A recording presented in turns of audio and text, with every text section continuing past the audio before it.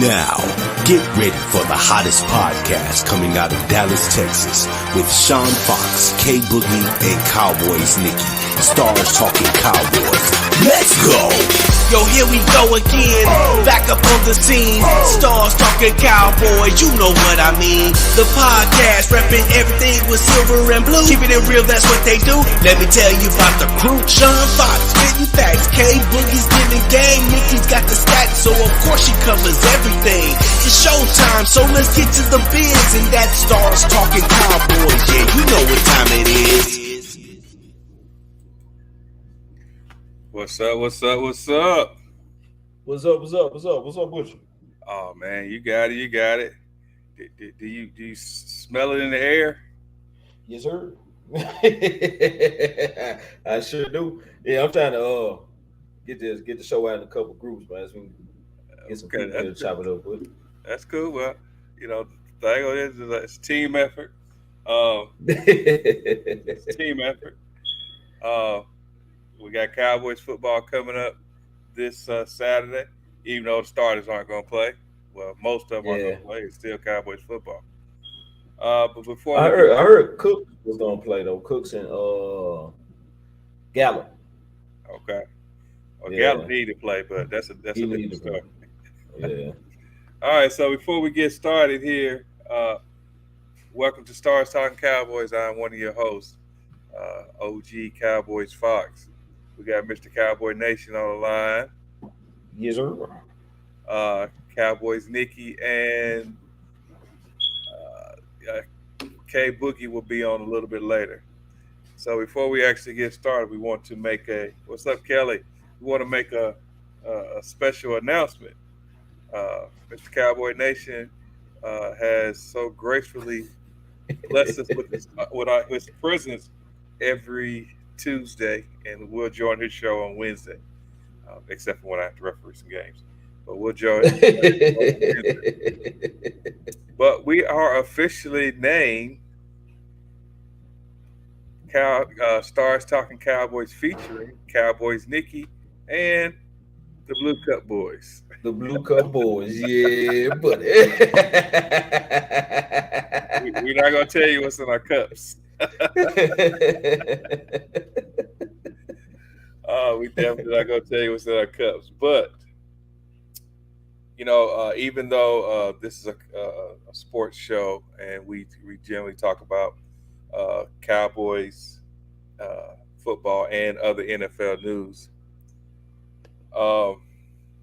we do talk about current events, and the latest current event that has gained national media is definitely the brawl in Montgomery.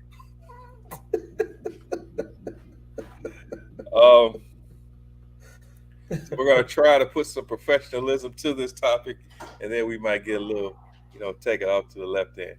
So, before, like I said, while we're waiting on our other host, what was your opinion when you first saw that video? When I first saw it, when I first saw it, I just thought it was two guys arguing, to be honest. You know what I'm saying? I just thought two guys had words, and one guy had backup with him, and they jumped the guy, and all hell broke loose. But when I got all the facts and realized that one guy was a security guard just doing his job, that just changed my whole point of view, because it was like, so it wasn't just two guys arguing. It was one guy trying to do his job, trying to keep everybody at the dock safe. You know what I'm saying? And instead of you complying, because that's something we hear a lot. If you just comply, everything will be okay, right? So instead of complying, you decide to jump on this man for doing his job, So I feel like they got everything that was coming. So I felt if they would have complied, none of that would have happened. The situation would have never escalated to the level that it did. Kelly, the show would feature me and my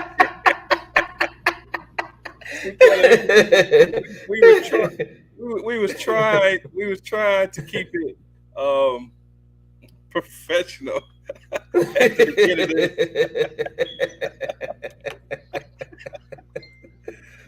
Oh my goodness.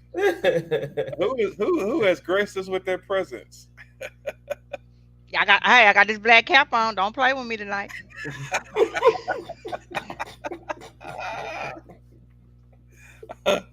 Oh boy. Oh, we starting out wrong. When I first saw the video, I was kind of like you. Oh well, another, just another little fight. Another little. I don't want to say race bait, but another situation of where we done put ourselves in a position to where we done put ourselves in a position to where we kind of added to this. Mm-hmm. And then as I started reading the comments and started reading, the comment and listen to the commentary, which the commentary on some of those views was very funny, by the way. Yeah, it was. It was. I started seeing that it was a lot more serious than that. And then when it got to the point where it was just, I don't want to use the word out of hand, because I don't think that it got out of hand. Because if you really saw it from the beginning, I don't know if the police were just trying to wait till they got more help in, but they really wasn't even trying to stop it for a minute. Yeah, that was just kind of just hanging around,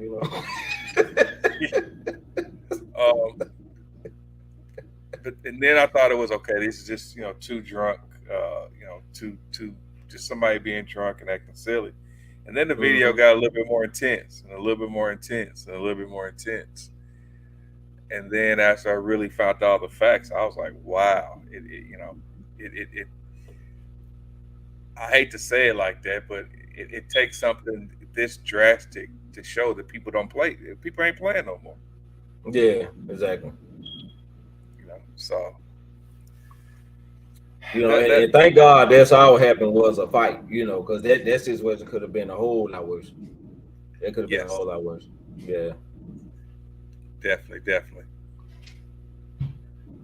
So with that being said,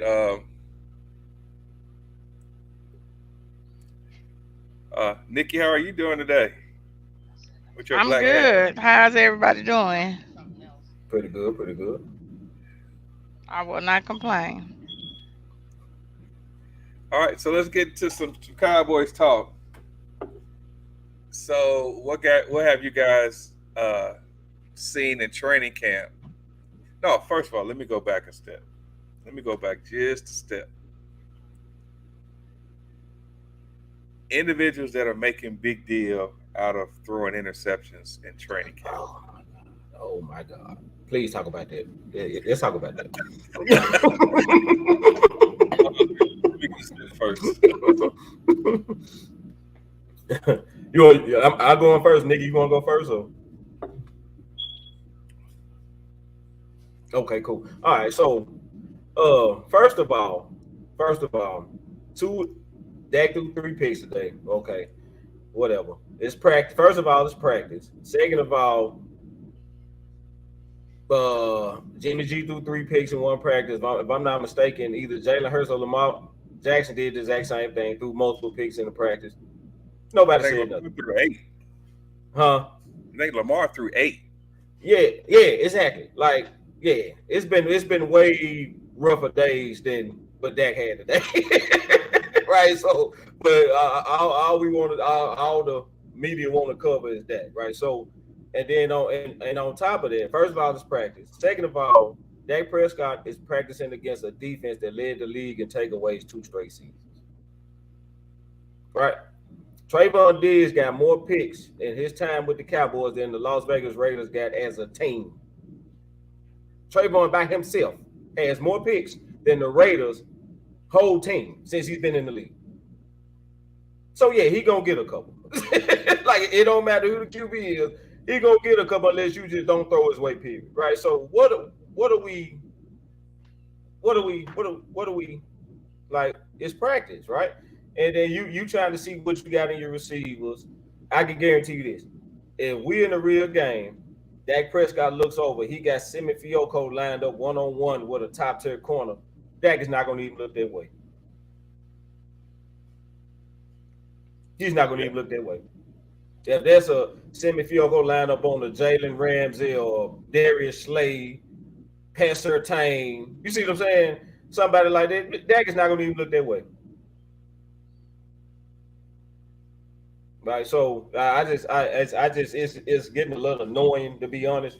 You know what I'm saying? But I get that comes with the territory of being America's team. Like everything is blown out of proportion, everything is magnified. Even if somebody's doing 10 times worse, they don't see, they blind to that. They Ray Charles of that. Definitely. You want to go, Nikki?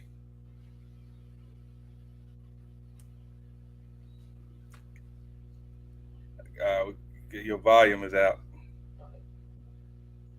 Can y'all hear me now? Yeah, you good. I said I really stopped commenting on those posts because most of the posts that's brought up about the interceptions are people that's sitting there pinpointing and trying to trigger other things that and make it out to be something that is not. You know, of course we don't want to see interceptions, whether it's practice or not. But at the end of the day, that's a defense that has learned the offense. So they already know what the offense is doing. They are practicing against each other every day on a daily basis. So is the defense knows exactly pretty much what offense about to do because they right there with them firsthand. Um, I think it's annoying that the media takes the small things and post about Dak, but they don't post when he done threw 12 touchdowns in one day, 5 touchdowns in one day. You know, they don't post when he ate the defense up. Like that's a small detail they left out of the Dak in the Diggs little argument. You know, they take one thing, they post it, and then they flip it, and then you got the fans that don't like that, so that gives them anything to go and feed off of. One, day half of them don't know football, they just watch, or they became a fan because they boyfriend a fan, or they became a fan because that's who they wife daddy like, so they wanted to they trying to get in good with the family, so now they're a Cowboy fan.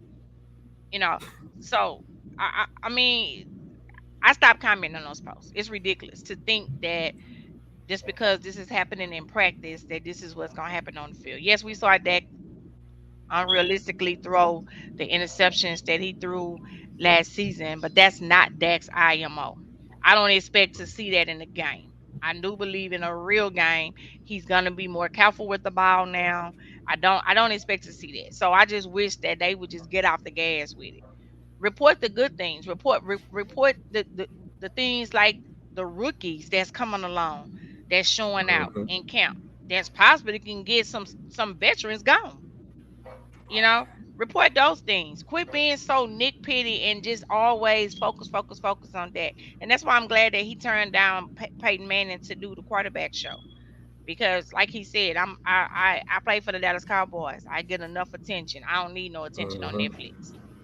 You know, which shows you that he's focused. Which shows you that he's doing everything in his power to help get this team where it needs to be.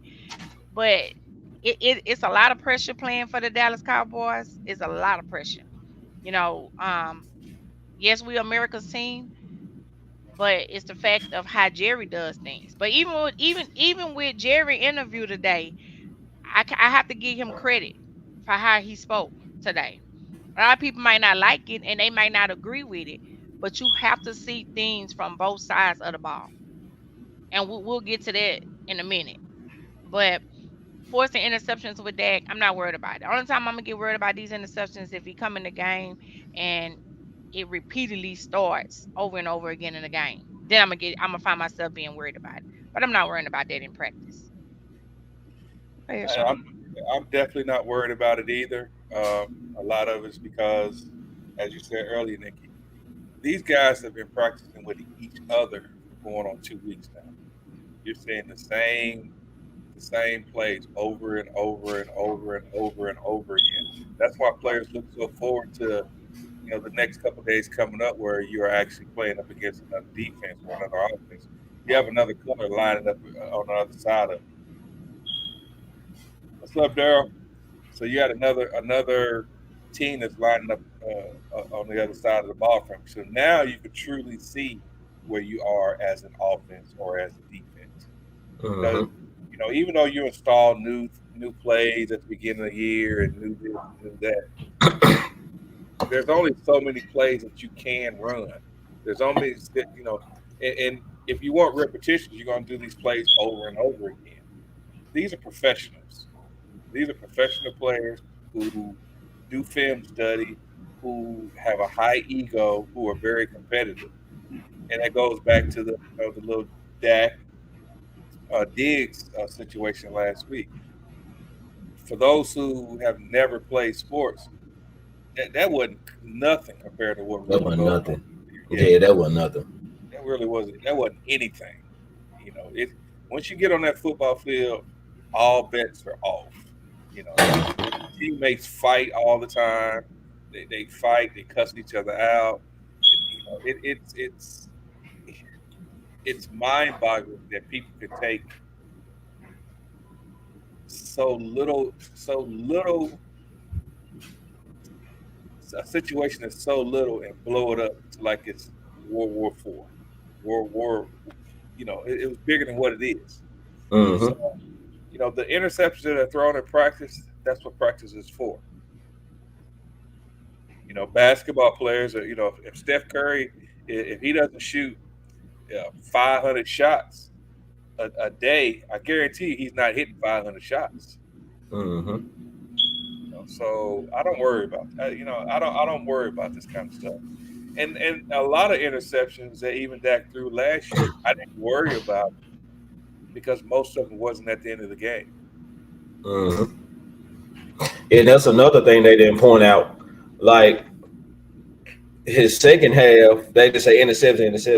But if you looked in the second half, the interceptions dropped dramatically. Like those interceptions didn't come. Like a lot of them interceptions came in the first half, right? So but they don't point that out. They don't point that out. Now on the flip side, we don't want Dak throwing interceptions. In the game, we don't want that. Yeah, we don't want it. Don't nobody get on here and get talking about, oh, you guys are making excuses. No, we don't want that. We don't want it at all.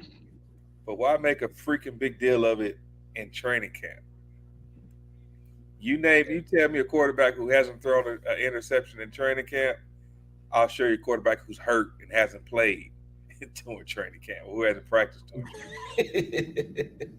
So I guess that's kind of, I feel like that's where we come in at, we kind of here to kind of tell the truth, right? Because we don't work for ESPN. They're not paying us to push narratives, right? So it's our job to tell the truth and put the whole story out there. You know what I'm saying? So, but it does get annoying especially when you see, like Nikki said, fans they don't really know football and they just kind of biting the cheese and just running with it.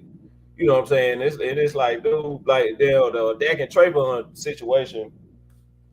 The Dak and Trayvon situation really got under my skin because, like Cam Newton. I remember Cam Newton getting a fight with Josh Norman. I remember Josh Allen getting a fight last year. Kelsey getting a fight. Got to fighting with different teammates this year. Nobody said nothing about the team. Don't respect him. You know what I'm saying? That never came up in the other camp. Dudes literally put their hands on the QB, right? Like they walked up to the game, put their hands on the QB. Nobody said nothing about they don't respect their QB, right? But they don't respect Dak because Trayvon said what he said. But who knows what Dak said? They said Dak was talking crazy in the locker room before the practice even started and came out there and lit him up. So I can imagine what was being said. Right? I can imagine what Dak was saying to them in practice. So, but it is what it is. And all I know is back in my immature days, if a quarterback throws a ball at me after we would have had some words, I'd have been out there. Me and him would have been we've been boxing. Yeah, So, but he did Van Ness like that. After he threw a touchdown, he walked up to Van Ness, and kind of stuck the ball out there, and Van Ness smacked the ball out there. what you got to say, Daryl? Gotta bring it out. Daryl, you've been good for the last couple of weeks. So, what you I got want to hear to what Daryl got to say. Yeah, what you got to say, Daryl? What you got to say, Daryl? You've been really good. You've been really, really good for a few weeks. Nikki, what have you did to Daryl to make him act good for a couple of weeks? There is a Dak hater. You know, straight up. He don't like Dak, and it's cool. You know what I'm saying? Everybody have the right to their opinion. What up, But at the Joe? end of the day, he don't like that. And for me, I put this post up more than once. I need people to give me a real logical answer on why they don't like that. Nobody has been able to give me a real answer. They don't have nothing other than he took Romo's job, and you can't fire him for taking for replace. I ain't gonna even say took Romo's job. I'm gonna say replace. He replaced Romo. Um, and that was Jason Garrett's fault because he shouldn't have put Romo in a meaningless game, knowing that he had just came back from a back surgery. That you can't fault nobody for that, you know. So why they dislike this man so much, I don't know. I guess we'll never know because they never been able to give me a real reason on why they dislike him. I mean, it's almost like he took their woman or something.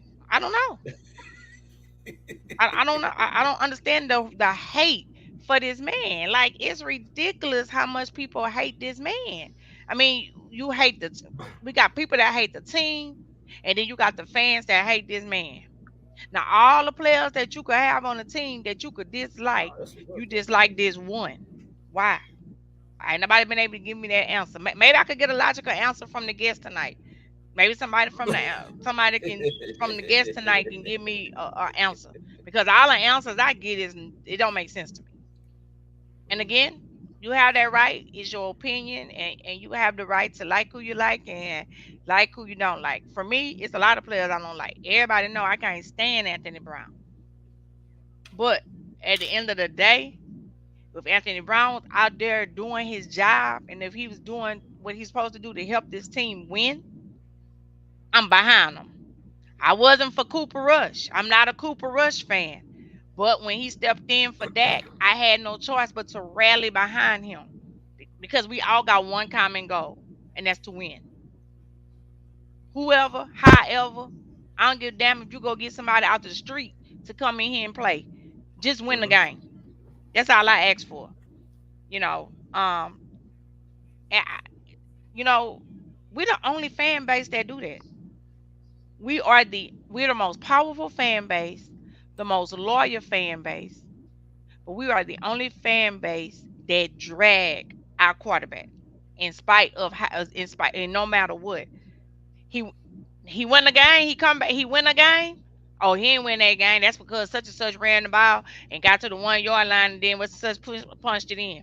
Oh, he ain't win the game. Oh, nah, that's because such. Now he threw the ball to the wide receiver to get the touchdown.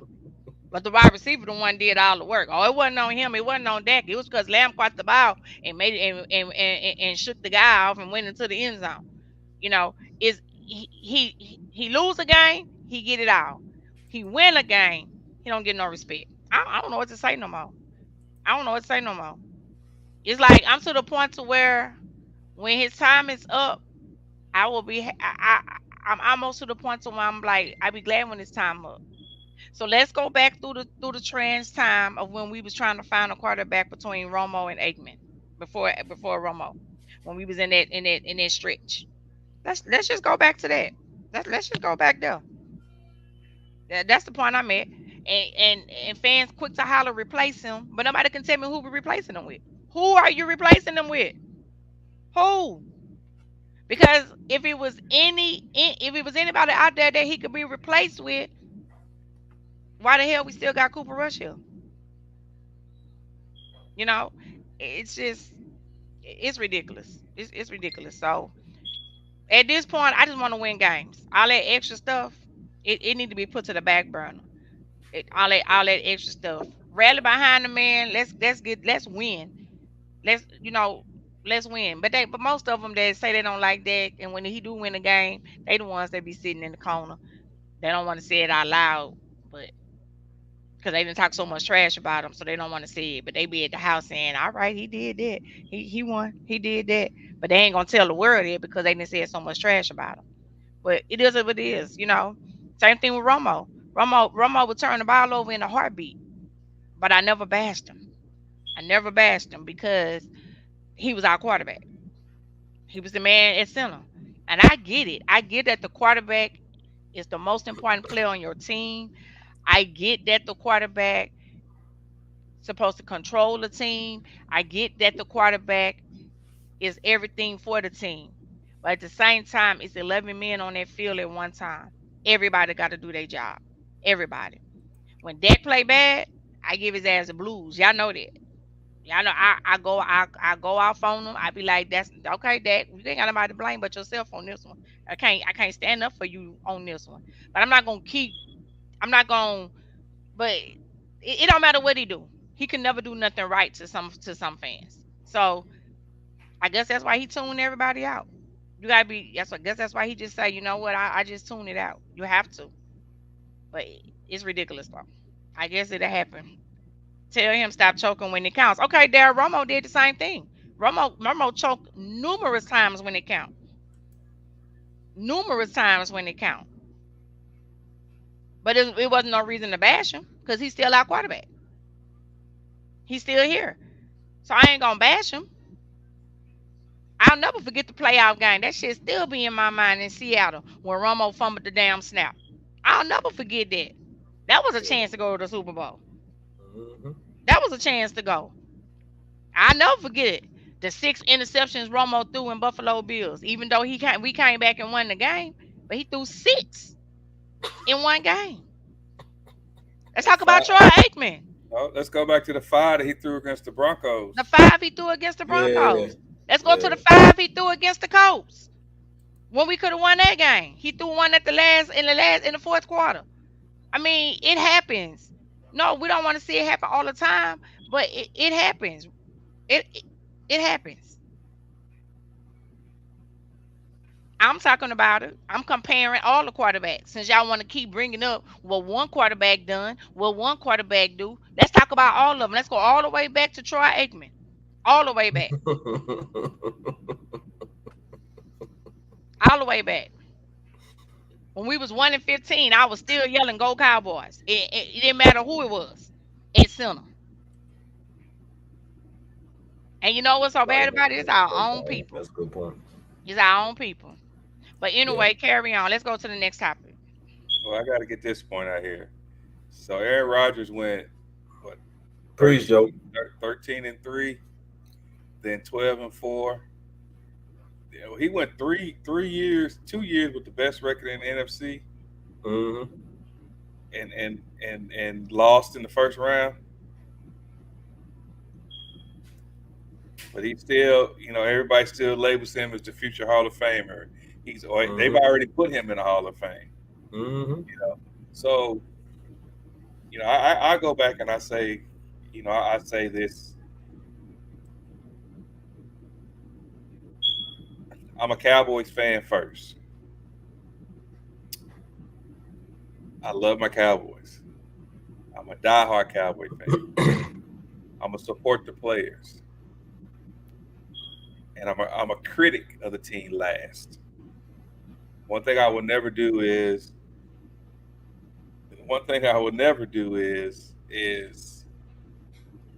I think it's only probably one player that I just could not get behind when we got him, and that was the guy from Carolina. What's his name? The Kraken. Greg Hardy. Greg Hardy, yeah. That's the only player that has. And T.O. I really couldn't get behind T.O. either. because of what he did in when he was with San Francisco and he came here. Mm-hmm. So I never Yeah, really. but I saw through that. He always wanted to be here. That's why That's why Yeah. he showed out. Yeah, he And was when he trying to get out came, he there. bowed. He bowed. Yeah, yeah. So I'm not. He said Aaron Rodgers like Gucci, Dak is like Polo. Ain't nothing wrong with people. So People still wear polo. Kenyatta come on here every week with a polo. Yeah, I don't see no wrong with polo personally. I still rock polo. I do. Kelly says, Daryl, no, we're not talking about Romo, but call a spade a spade. Get off Dak back. Yes, Nikki, it's our own people. Thing is, Cowboy fans are still shook because there is a black QB at the helm. Yeah. All right, so let me say this. So it's a lot of similarities between like Romo and Dak. Like if you look at the first 7 years of both of their careers, like postseason numbers are very similar. You know what I'm saying? We saying the same things about Dak we're saying about Romo, but the one thing that they had in common is mediocre coaching on the offensive side of the ball.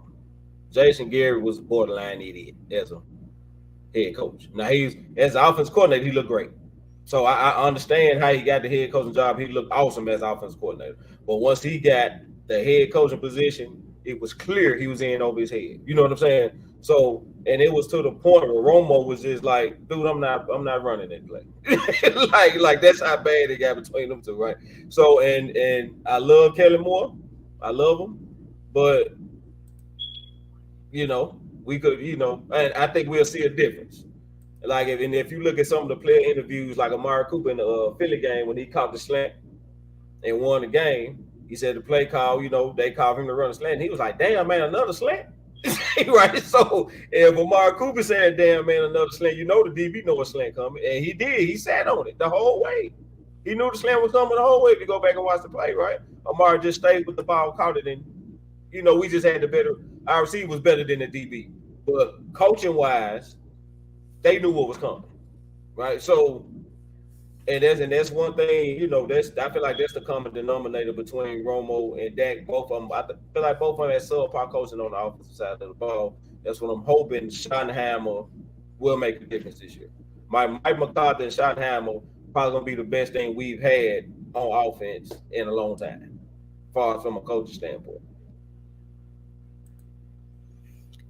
Joe says Troy Aikman never choked because he had a great team around him and great coaching staff. Plus, he had Emerson running the ball 30 times a game, and he also had probably one of the top 5 offensive lines that was ever created. The greatest offensive line ever created. I take that offensive line over anybody. Yeah. So I go back. My only rebuttal to everybody when they say that, it's not play calling, it's the players got to play. I go back to what the Ravens said 2 years ago, 2 or 3 seasons ago, when after the game they beat us in Baltimore, and the players came out in the locker room and said, "We knew what was coming. We knew what they were going to do." Mm-hmm. And I asked this question I asked this question multiple times on this show, and I guarantee there's not one person that has said, "Nah, that's not true." How many times have you sat in front of your TV, or you at the bar watching the game, or you watching a replay of the game, or anything? How many times have you been able to predict the play call? I guarantee you, with Kellen Moore, you could do it 2 out of 3 plays. The play call sequence.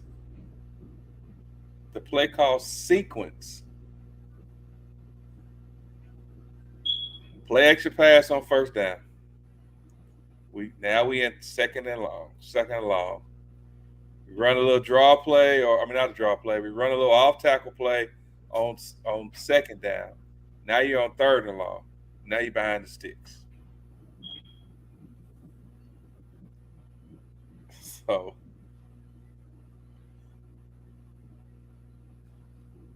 yeah, I mean, like I said, I feel like I feel like Schottenheimer would be a huge difference because, I mean,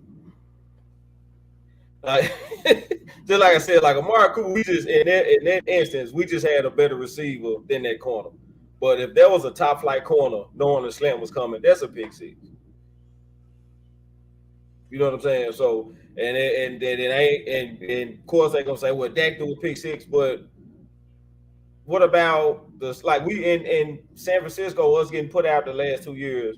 Okay, I can see the first year before last, but last year, you know what I'm saying? And then and yeah, I still blame that game on Dak, but at the same time, it was a sequence in the game. I talked to a 49 fan about this a couple days ago. It was a sequence in the game. Dak walked up to the line.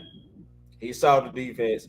He checked the play. Fred Warner checked the play. Dak tried to kind of like hard count, get him to jump. They didn't jump. Dak had to call a timeout. Fred Warner pointed at him, started laughing.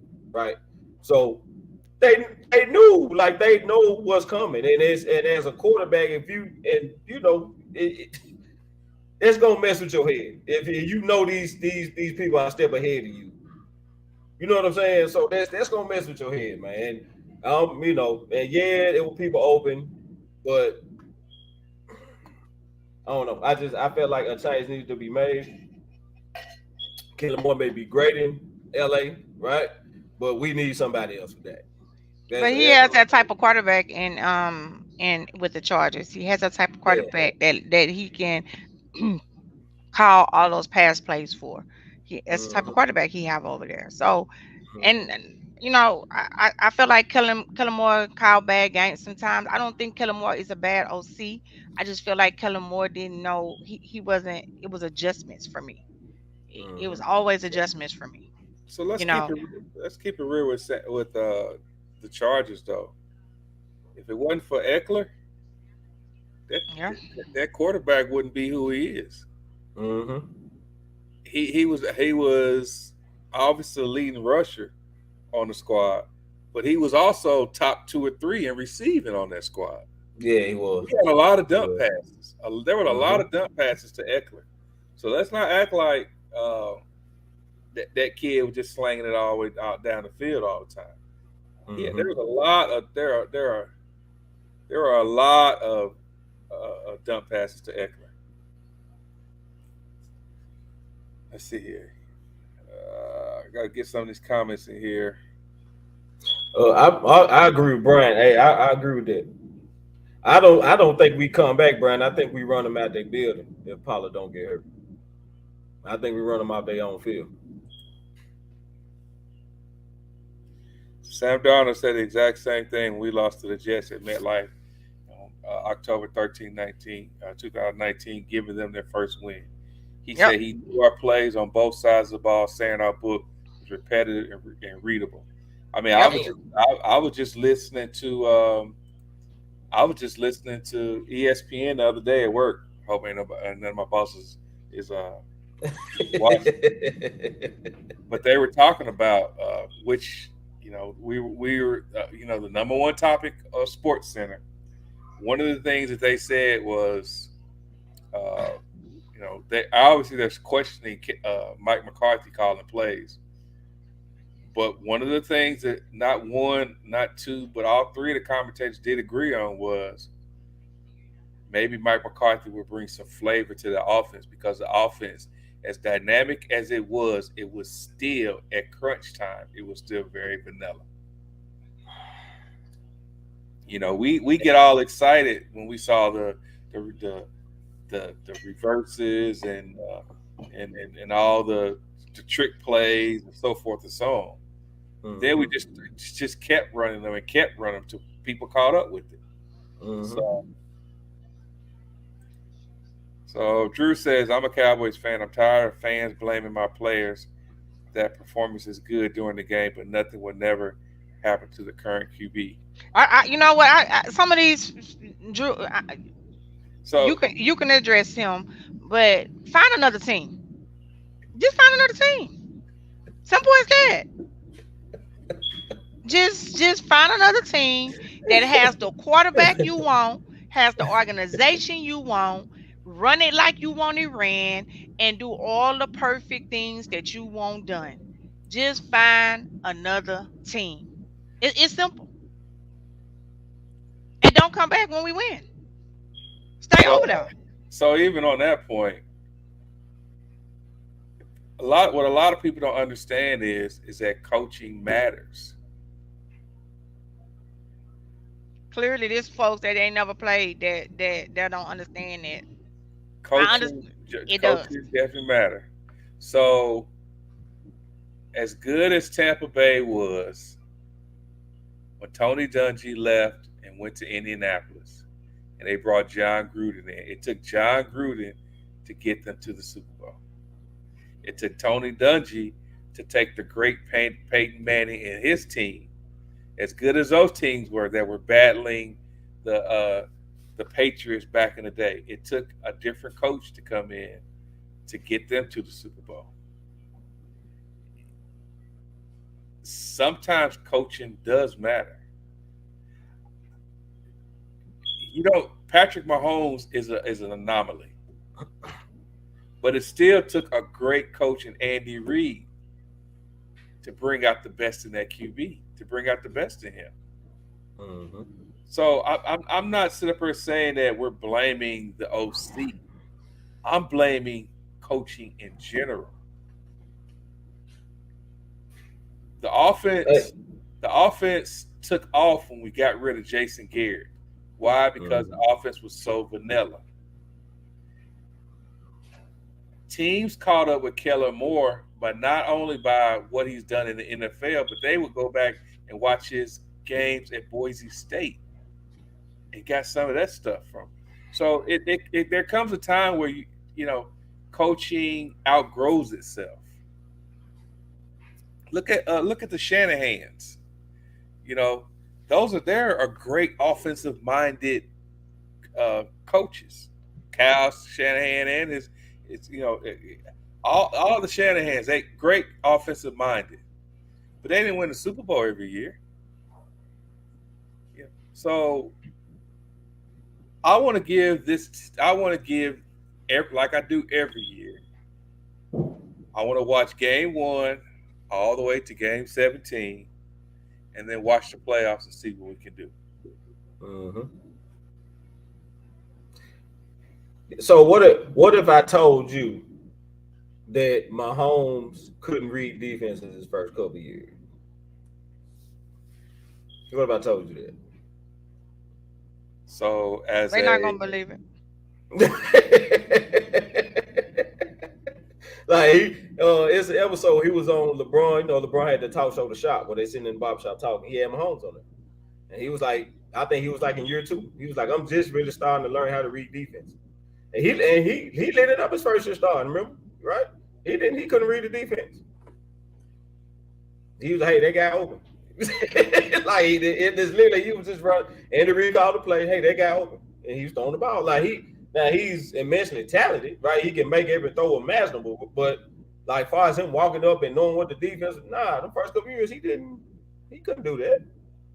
But Andy Reid is that great of a coach. You know what I'm saying? And that's what I was talking about earlier. Where Dak hasn't had that level of coaching ever. Romo didn't have that level of coaching. You see what I'm saying? Where the OC can call the play. Well, they running this. We're gonna call this. This guy gonna be open, right? We run the slants and comebacks, like all day slants and comebacks, right? They gonna sit on that. Maybe I'll go right here and there. What's up, Carol? So Put Carol comment back up, Sean, please. Yeah, OC was predictable. I heard the 49 say it on national TV. Everybody said it. Yeah. Everybody said it. We've proved this more than once, and I don't want to go back and pull up the tape, but if you look at San Francisco's defense against us, they lined up the 4 defensive linemen, which they have a hell of a defensive line. Mm-hmm. Then they had 5 guys line up about 7 to 8 yards deep with two safeties up the top. Every now and then they would bring a safety down to blitz.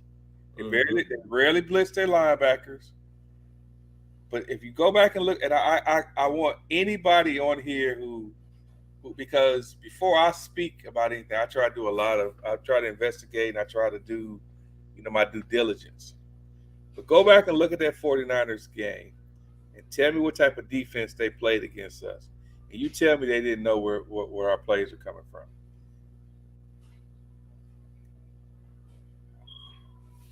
So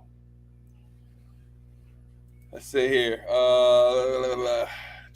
Joe says, I blame Jerry Jones for last year because we traded Amari Cooper for nothing with Gallup coming off a major injury.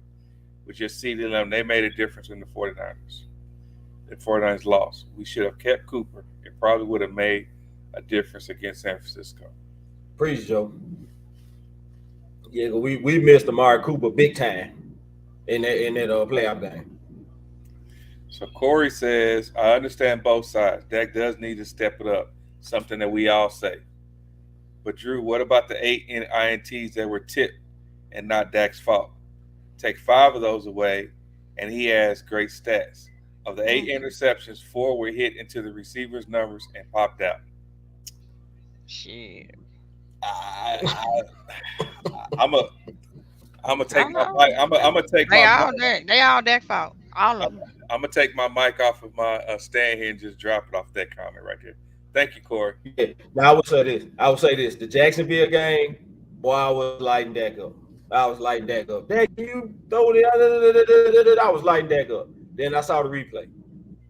I said, damn, Noah Brown. I'm like, when you go back and look at the replay, Dak put the ball right there. Mm-hmm. Right? Then the play was trash. He had to force a throw in the tight window. That was his best option. And Noah dropped it. Brown body catched. Yeah. So now after I had to go back and okay, Dak, I'm sorry. You know what I'm saying? I'm sorry.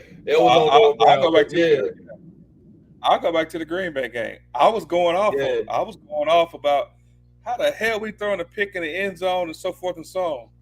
And then I looked up and when they saw the replay and I saw a tight end and CD Lamb in the same area. So you got two receivers in the same area, which brings 3 defenders in the area. Yeah, somebody ran the wrong route.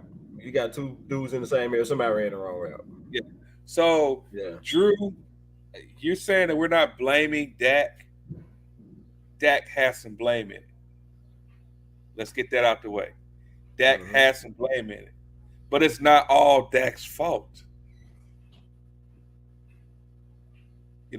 Dak threw 2 interceptions against Green Bay. One of them was his fault. The other one wasn't. But we still went into the fourth quarter with a 2-touchdown lead. Yep. And they still decided to run the ball down 2 scores. Dak threw an interception against Jacksonville in the first half. We still was blowing out Jacksonville by 17 points in the third quarter.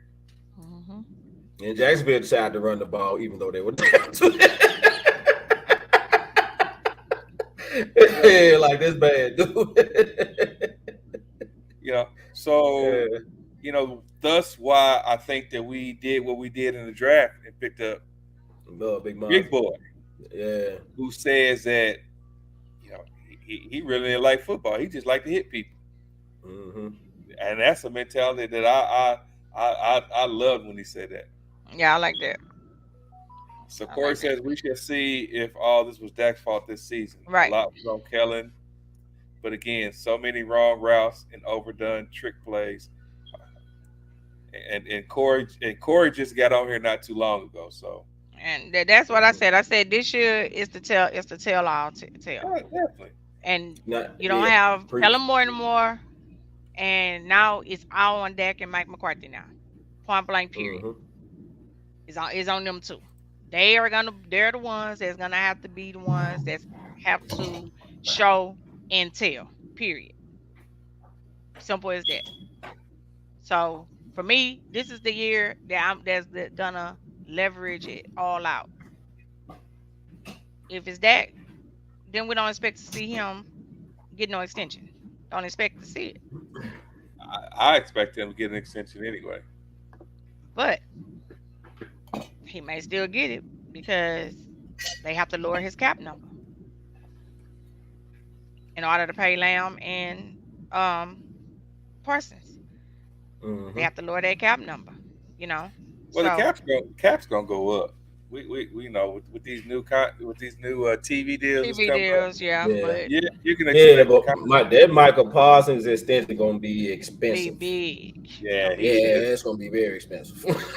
Like we gotta That's gonna slick be get this big. boy a blank check. Yeah, we gotta get him a blank check. And tell me what it's gonna take. What it's gonna take to keep you here. So And that's an extension you want to get done ASAP because you Yeah. don't want to get into a bidding war Nah, with that. not You with don't him. want to You get into a don't. bidding Nah, war. not over Not him. with him. So, you know, the way Jerry moving on this, you know, you kind of got to side with Jerry on this. Some, you know, I know, you know, which will now bring us into the next topic. Facebook got into a frenzy today about Jerry Jones' comments about Zach Martin. Um, he said it all without saying that he's not looking at giving him an extension or giving him more money. I think the words he used is what kind of sent everything into a frenzy when he said we'll just move on without him. In a way, he right. You have to go ahead and prepare the others. If Zach Martin is that sure that he want to sit out, I mean, he already at 600,000 with fines. So if he's that sure that he want to sit out, and he's that sure that he gonna be pressed to try to force Jerry hand to get him more money and pay him, you got to move on with who you have and get them prepared. Josh Ball ain't the answer though. Sorry, that's not the answer. Um, so I don't know how this is gonna pan out with him and Zach Martin. I don't you know, you got some fans that's on the side of saying Jerry needs to go ahead and pay him. Then you got some fans that's on the other side saying, hey, he have been paid. You have to side with the Joneses on this. I know we all know that Martin did take restructured deals and pay cuts early on when he signed his contract. But I still feel like he is the staple to this offensive line. I still feel like without Zach Martin on his line, and with this line already being shaky, we need him on this line. You know, so I don't know what they're gonna do. I don't know how they're gonna figure it out, but I hope they do. You know, but like I said, what I'm seeing in practice with Josh Ball and what's his name? The boy from the Jets. Bar from the Jets, he getting whipped. Yeah. Yeah. And the other, what's the other guy? Farnick. Start with an F. Yeah, for Ferry not whatever. Yeah. Not him. Yeah. He not getting beat as bad as Ball and old boy from the Jets, but they ass getting whipped. So if all three of y'all getting out here on this line getting beat up like this, nah, we got to do something. You know, so I don't know who gonna fold. I don't know when they gonna fold. And I don't know who gonna fold. But we need Zach. We do need Zach on that line. I agree. We need Zach, but that's like the dudes about Arnett coming for a visit. I'm like, dude, we need to try to take care of Zach. Like whatever we trying to pay old boy, we need to put that on top of what Zach making and get Zach on there. Cause like you see what I'm saying, like we cool on corner. We need to get Zach in here, right? But the way Jerry is putting it, it's a situation where he's gonna have to choose between Zach and Michael Parsons. And if that's the case, that's an easy choice to make. I love Zach Martin, he's the best right guard in this league, but you can't. Michael Parsons don't grow on trees. You can get another right guard. Your right guard, you got, Zach probably got a good 2-3 years left, good productive years in. Michael Parsons, if he stays healthy, he got a good 7, 8, 9 years in him. I ain't gonna say that. Maybe 6, 5 to 6, if he stays healthy. So, it's a tough situation. I'm not gonna say it's a tough situation. It's an easy situation for Jerry. If we go into the first couple of games, we don't find a suitable replacement for Zach, then you got to figure out a way to move that money around. Yeah, somebody had to take a pay cut restructure or something. Like something got to happen. You got to find a couple extra million. Yeah. But however, people got to realize this is a business. It's business. Yeah, it's business. He got a cap. Like it's a salary cap. He got to deal cap. with. Yeah, so he got to. I mean that's what's keeping Jerry from paying Zach Martin is the salary cap. It ain't that he don't think Zach Martin is worthy. It's worthy of it. It's a salary cap. He yeah. the cap he has to deal with. You got CD. That's gonna be expensive. Dak is gonna be expensive. And Michael for sure is gonna be expensive. Right. So ain't enough like you saying no power to go around. So yeah, there's gonna be enough power to go around. And that's basically what Jerry said. That's basically what he said. And he had a valid point. He said, if you pay a top player every 2 years just because somebody else's salary went up, and you keep trying to match that other person's salary, you're gonna run out of money to pay the people that other people you gotta pay. And he said, he basically said that I understand that Zach want a little more money. He say, but Zach is not the team. He part of the team. We want him on the team. We need him on the team, but he not the team. I got 2 other players around me that I got to give a piece of this pie to. Simple as that. So what he said made sense. A lot of people didn't like it. A lot of people was like, oh, that's disrespectful. How you talk to a player like that that's been down for you, blah, blah, blah, blah. They all down as long as they getting their money. But when the money ain't coming like they want, or however, this is where the friction come in at. And like I said, I know Zach took pay cuts earlier, restructures earlier. They helped the team out. I get it. But at the end of the day, you're still on a contract. You're still on a 2-year contract. This is not like this is a free agent that we negotiating with. You signed that contract. Honor your contract, bro. Honor your contract. And not only that, think about some of the great players in NFL history that had to leave teams because of money situation. Marshall Faulk. DeMarcus Ware. Yeah, DeMarcus Ware. Marshall Faulk. Peyton Manning. Tom Brady. Now Aaron Rodgers. I mean, the list goes on and on and on, that no matter what those great players have done for a franchise, the business side always wins. There's 2 things in the NFL that always wins, and they never lose.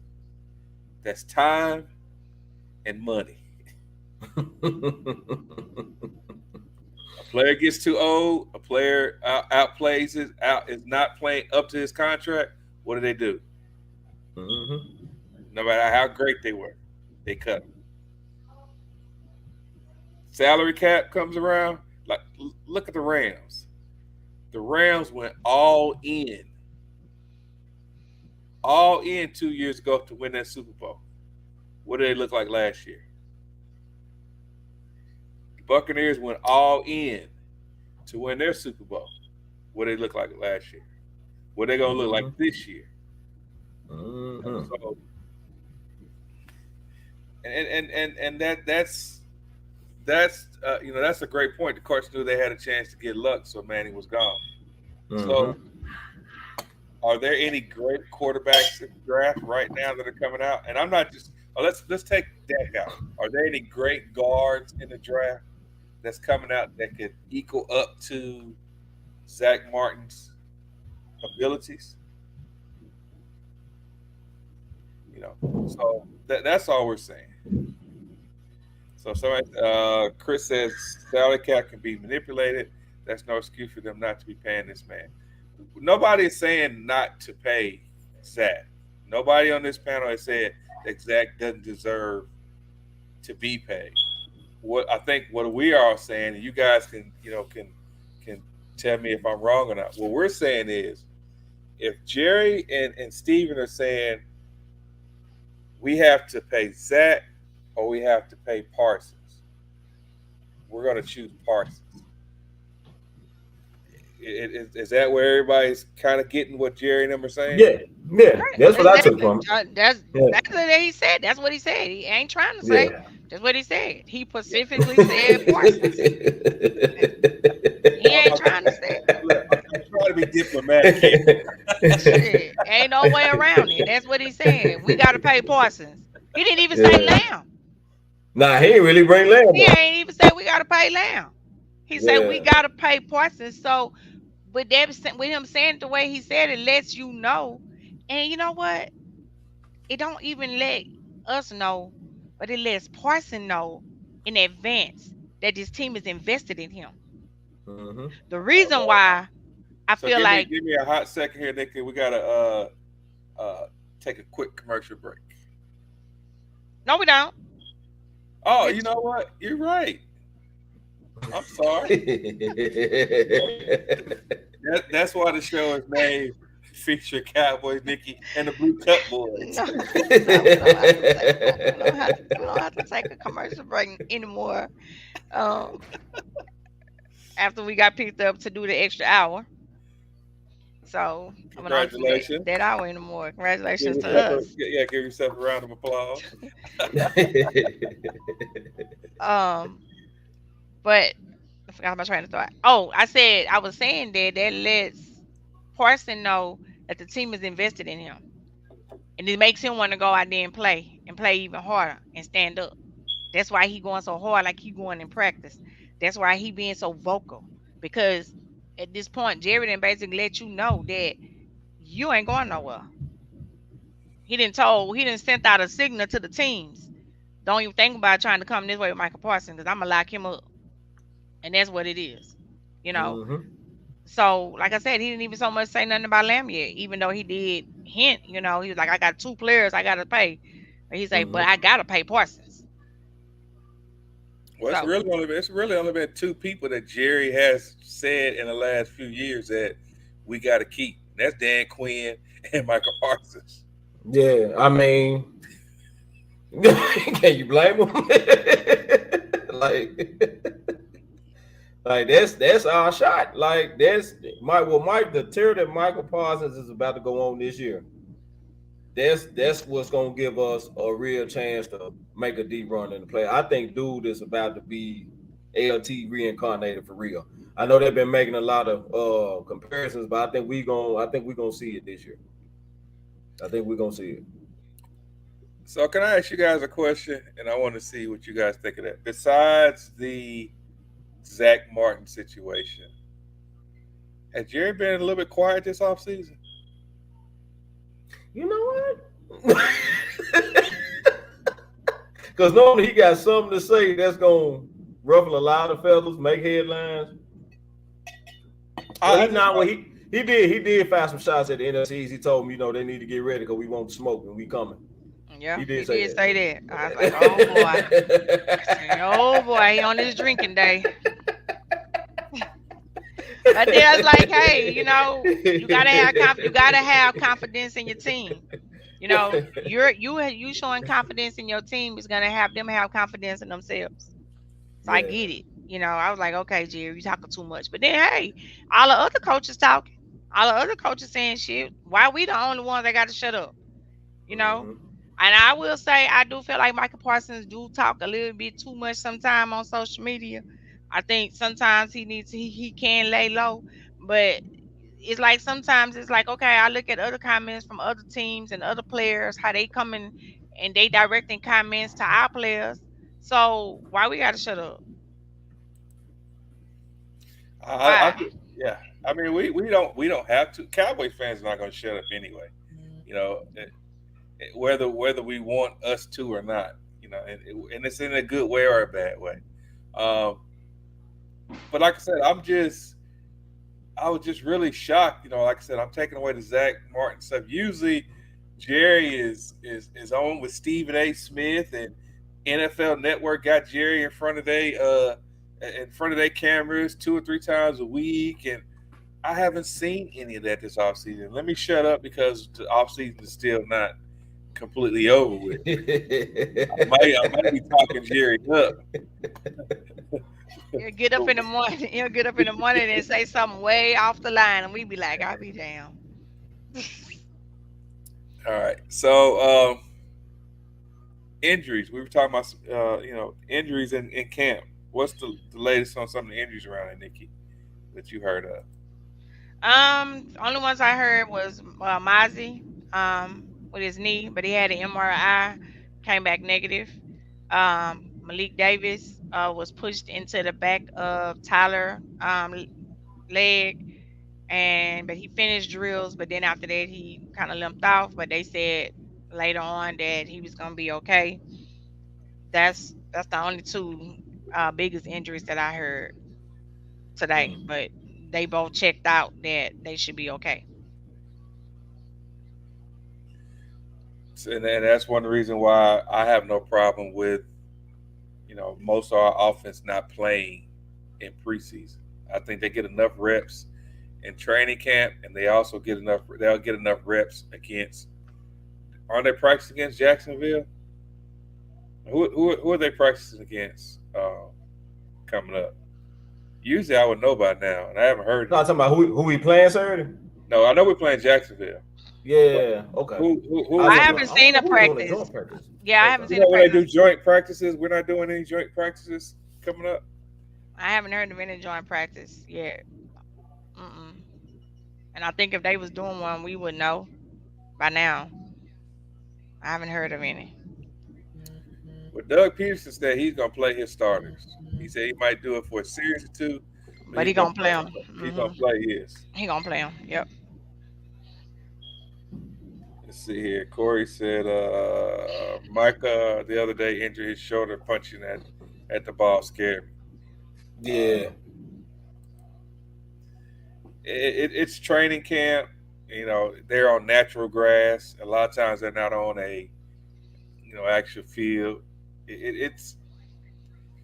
I just don't want to see any. I just don't want to see any major injuries. I don't want to see any season-ending injuries. So we got to get these young guys out there to work. For them to play. And that's really what preseason is for these young guys to get out there and show if they can help the team, or they're also showcasing for other teams. Because I forgot it's 80 something players on the roster right now. We got to get down to 50, 55 now, something like that. Yep. He said Cowboys don't have a joint practice this season. Yeah, I didn't think so. I didn't hear anything about one. Joe said I'd like to see Dak play at least one quarter against the Jets. I really wouldn't. I would like to see him play a series, maybe. Maybe a series, but I wouldn't say play him a quarter. Nope. But then again, players are dirty. Yeah, exactly. Players are dirty. Simple as that. I wouldn't want to have. I wouldn't take that risk. Dak Prescott, nope. Trayvon, nope. Michael, nope. Nah, it'd be certain dudes that don't even worry about it. You will not see the film. we won't. We need LVE definitely don't need to see the film. Yeah, nope. Aaron, nope. Aaron don't even need to be on the sideline. He don't even need to be on the plane. He don't even need to be with them. He just need to stay at the house.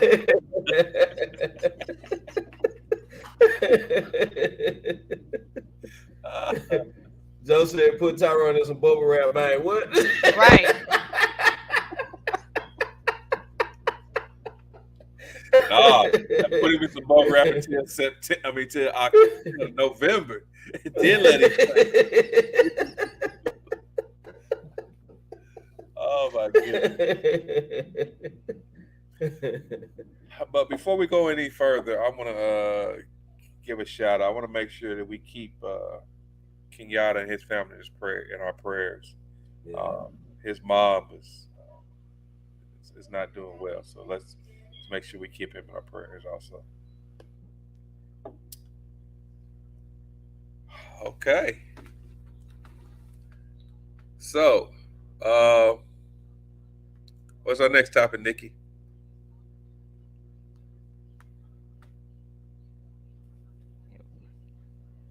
I think we discussed it all in one about playing the players, not playing the players for the preseason game.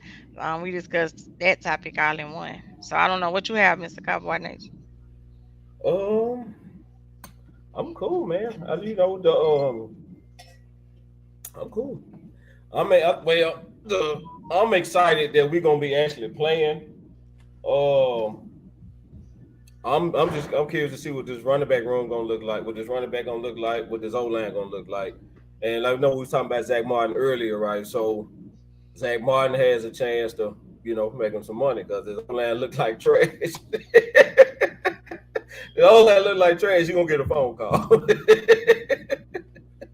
Right, so but I'm looking at that, trying to see what the interior gonna look like. I want to see what Mazda look like too. I want to see if his strength translates. I want to see Yeah, how actually act like. I think Jerry's happy with this roster. Yeah. Yeah, he said he's really happy with the roster. So, if so, I do want to ask a question, and it's not necessarily Cowboys news, but it's about the NFL in general. So, a lot of these veterans, and I'm talking about good players, are not getting the money that they thought they were going to get. Do you think it's because the GMs and coaches have a lot more faith in the young guys coming out, or they're just not willing just to pay these guys all this money anymore? Everybody is really, really concerned about the salary cap because there's a lot of good players still out there that are free agents. A lot. I'm talking about at least three or four. That's two or three that's in a top 100 players. So, what do you guys think of that? I mean, no, especially with the running back situation, right? So you look at Kansas City, they got Isaiah Pacheco real late in the draft, right? And he ended up being a starter. You know what I'm saying? So, and he may not ever get a long-term big payday. They may franchise him and draft somebody else. They may not franchise him and draft somebody else, right? So if you can get a guy in the later in the draft, especially if you got good coaching and you're pretty good at developing players, then you don't have to overpay. And I think that's something you see here in Dallas. Like Will McClay been doing a really good job, like with the draft picks. So you don't see us overpaying like we did for Brandon Carr, and you know what I'm saying. So you could be right that maybe they do have more faith in their coaching and the younger players, because if you got a good coach, like Al Harris is doing an awesome job with these corners, right? So you're not gonna see us overpay for a corner. Like we got Gilmore for a 5th round pick, right? So you're not gonna see us overpay for a corner because we got such good coaching, right? So maybe that's the way. Like, and the quarterback's taking up all the cap anyway right now. So yeah. So what do you think about that proposal that you could pay your quarterback and they would be a part of the salary cap? Has any more words that would help? Would anything else come out of that? I know at one time they had discussed it. That'll probably have to be something we have to look up and talk about next week. Yeah, I know they did bring it up, and it was a topic in a meeting, but they said that that would probably be something that they would look further into in the off season. Of not making the quarterback part of the salary cap. Yeah, I mean, if anybody gonna push that, I think that would probably fall on Jerry to push that, because Jerry's the reason it's a salary cap. Preach. He the one started the salary cap. That's why I tell people all the time, people get mad about the salary cap, but blame Jerry. He's the one that started the salary cap. All right. So what do you guys think about the new kicking rule? To catch the ball inside the 25, that they now get the ball at the 20. They can fair catch it inside 25. They can get the ball, take the ball at 25, something like that. I don't like it. On kickoffs? Yeah. Yeah, they doing the It's a 1 year college rule. experiment. The Yeah. college rule. Yep. Oh my god. It's a 1 year experiment. Yeah. I don't like it. The kickoffs like one of the most exciting plays, really, to me. You know, because Turpin say he not fair catching nothing. Turpin said he not fair catching nothing. He was like, if I catch it and I can run it out, I'm running it out. He was like, I'm not fair catching nothing. Yeah. I knew what I had to ask. Kicker. Yeah, we definitely need to talk about kicker because that's a real issue. Yeah. That's a We real definitely need issue. to talk. We definitely need a kicker. I think. I mean, of course, we know they cut the guy. What's his name? Because he missed all those kicks in in practice. But I think what they're gonna do, I think they're waiting to see how this preseason rolls out. Before they go out and get one of these vets out here. You know, it's 2 good vets out. Well, it's 3 good vets that's on the list. You know, that I think they should talk to and bring in and have a conversation with. I have another topic too, but I'm gonna finish this one first. Kicking has seemed to be our problem since Dan Bailey left. We just can't seem to get it right with a kicker since Dan Bailey left. But while we are worried about these other positions, which all these other positions do matter, but kicker is a very important position to a team, because if a game comes down to a kick, we need to have confidence in our kicker. And that's what happened with us last year. The reason why some of the play calling was like it was in San Francisco, because they did not have trust We didn't in trust him. We didn't trust him. in our kicker after Yeah. what happened in Tampa Bay the week before. So if we can have a kicker that we can count on and we can depend on, it would help the confidence of the coaches in big games, and it would help the confidence of the fans in big games. So that's something that we definitely need to touch on, and I'm hoping that preseason we see because they're gonna see how it goes. But I'm hoping that we go out and get one of these vets. Robert Gold or Mason Crosby would be one of my picks. Either one of them. Yeah. I'll take Gold personally. I'll take Gold over Crosby though. Yeah. The only thing with Robert Gold, he started having the same issues Dan Bailey had, and that's the groin problem. And that's a problem that seems to persist once they, get older. It kind of continuously come back and nag and nag and nag. So that was one of the issues because I read it, I looked it up, and that was kind of one of the things that they was kind of leery on with Robert Gold, with having the groin issues. But hopefully, they get it fixed, because I hate sitting and watching a game and I have to cover my face or wait for the reaction of the crowd to know that he made the kick. That was ridiculous in Tampa Bay. It was scary. That was, I couldn't believe what I was watching. I'm like, so you not gonna hit none of the extra points? So you like, how much money you got paid? Like, we need to investigate your ass. How much money you got paid? But that was like a scary night. Like, if we weren't playing as well as we was playing, those missed kicks could have easily hurt us. Yep. And I always say, you lose a game by 1 point, 2 points, 3 points, you're gonna always look back at that extra point that was missed. Well, if the kicker would have made this extra point, the kicker would have made that field goal, that was the 3 points right there. So I hope we can get back to having a reliable kicker. A kicker is so important. Yeah, but Denver snatched Mayo up, didn't it? Yes. Yeah, I think Denver snatched him up. So, but I don't like that was so confusing to me, because he was solid the whole year. Like the whole year, and you get to the playoffs, and I'm like, dude, not now. Like, not now. I'm like, nah, like this is the worst time for you to fall apart, dude. Right. So, but then, like you said, like that had to affect the play calling because you don't know what this dude's gonna do. He can't make an extra point. Right. Yeah. That, So that was part of it. That was part of the issue. yeah, They was like, I don't, they didn't feel comfortable with him. Um, so yeah.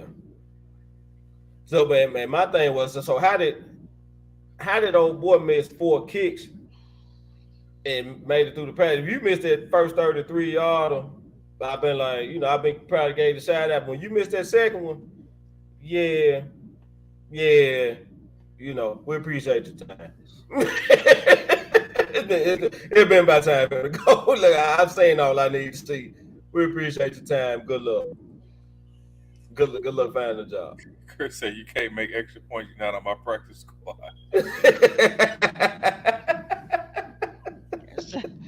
I know that's how we feel, But I know sometimes it could be the wind. Sometimes you can be kicking against the wind. It could be the weather, sometimes. But deliberately, like I ain't gonna say deliberately, but just missing kicks like that was just strange. Like I had never seen that before, and even Troy Aikman was like, I've seen him miss 2, but I ain't never seen nobody miss 4. In a row. You might make one, miss the next one, make one, miss the next, but I ain't never seen nobody miss 4 in a row straight. In a row. I'm like, Mike McCarthy was like, I'm gonna keep putting him out there. I'm gonna keep putting him out there till he make it. Oh my God. Yeah. Okay.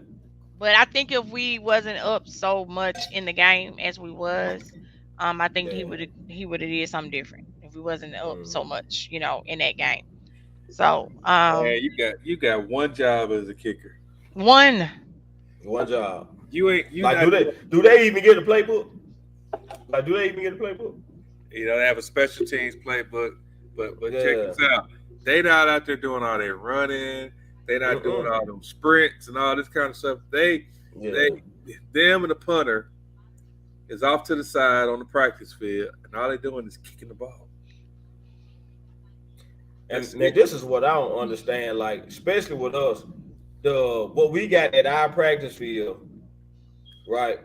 The narrow upright. How we having problems with the kickers? Because when I saw that, I was like, dude, really? And we have a problem with kicking. We got this on our practice field. Like we should, you know what I'm saying? Like we should have the best kicker in the league, pretty much one of the top kickers every year. I don't know. Well, what are you guys looking from the preseason game coming up? Okay. Well, before we go to that, let's talk about the ex-Raiders player, cornerback, the troubled cornerback, that the one with the gun charge, that's baby Jay Morant. Yeah. I got one word for that. Why? See, that's kind of how we're going. I kind of differ a little bit. I don't think we need him. But I think it would help to bring. I think it wouldn't be a bad idea, because even if we use him for preseason, you know what I'm saying, that would save on some of the players that we actually want to keep. That would keep our player that we really want to keep from getting injured. You know what I'm saying? Getting hurt, taking a risk on that player getting hurt. So if you want to bring them in, that's why the show's do that. And the Blue Cup boys. If you want to bring them in, and it's only for that time and that moment to help save on a player that you really eyeing, that like Eric B. Scott, he balling. You know what I'm saying? So if you don't want to risk putting him out there through a whole preseason game and getting him injured or hurt, knowing that's a player you want to keep, why not bring him in? You ain't got to keep him. Because you already got 3 safeties. Then you got Bland, you got Scott, you got Diggs, you got Bland, Scott, Diggs, J. Lou. J. Lou. J. Got Joseph. You got And I knew one. Makura, Manua, whatever his name is.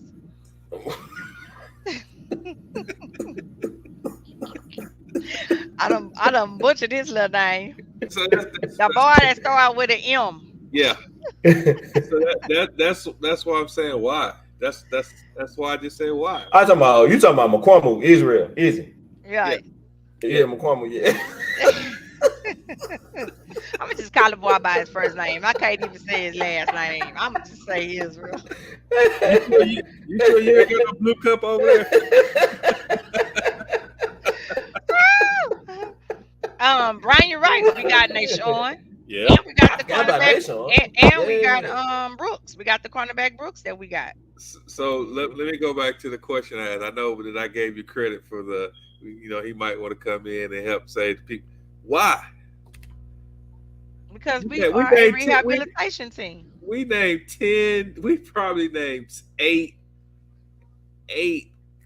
viable DBs that are not safeties in our little stretch right there. And only 5 of them, maybe 6 of them, is going to make the 53-man roster. So that leaves you with another 2 or 3. Maybe it's an injury we don't know about. I don't know. Mm-hmm. But I'm still asking why. I mean, I know it's we are free, a but rehabilitation team. We are the team that give players a second chance. And when I look at it, shit, we put over Randy Gregory for all those years. Yeah, we did. And like I said, it don't mean we're gonna keep him. But hey, but when you go look at his tape and you go look at him and his film, he's a baller. Yeah. He just got in trouble. He just got steered the wrong way. And everybody make mistakes, and if he is now his speech is what I don't know. His speech is what got me when he spoke and his statement and what he said and what he made the statement. I was like, because at first I was like, here we go again, always bringing in people off the streets that need help, but that's what people don't give Jerry Jones his credit. They stay on that man neck about certain things, but they don't give him his credit that Jerry is the only owner that will give a player a second chance. Even if it ain't but to bring him here and showcase him for another team to try to get him another deal. Come on over here and let us see what we can do for you and showcase you. If it ain't but for that. I do believe he's hungry though. I think he's hungry. So he's a good player. Yeah, I think he's hungry. So if he I mean, it's be a good opportunity. You know what I'm saying? Like if he go out there and he's shut down, you know what I'm saying? So I mean, it's a low risk, high reward type deal. I mean, if he's we did it with trash, Alex. Yes, if he's trash, then we got plenty of corners. But if he's good, like if he's, he showed why the Raiders took him that high, then that's a bonus. Like that's another piece Dan Quinn can play with. You know what I'm saying? So I feel like it was low risk, high reward. But I feel so much better about this if we had Zach Martin happy though. Right.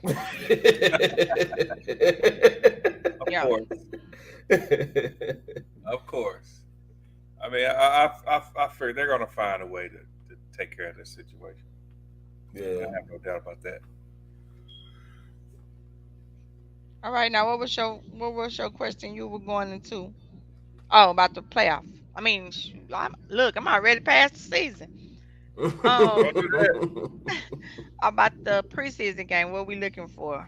What we want to see? Yeah, what are we looking for? What are you guys looking for in that preseason game? Coaching. Yeah. Time management. New offense look like. Play calling. Yeah, I really don't think we're gonna see too much of the new offense. Nah, they ain't gonna put too much out there. Yeah, I got you. Because it's preseason, they ain't gonna put too much out there. It's gonna be vanilla. It ain't gonna be everything that we need to see or want to see. But I do want to see this running back room. I do want to see that. Um, I do want to see. I do want to see this second team defense. I want to see it. I want to see this stopping the run. I want to see if we getting better. Have we gotten better with that? You know, because Jacksonville got two good runners, so that's gonna be a test out Yeah, the gate. yeah, You know what I'm yeah. saying?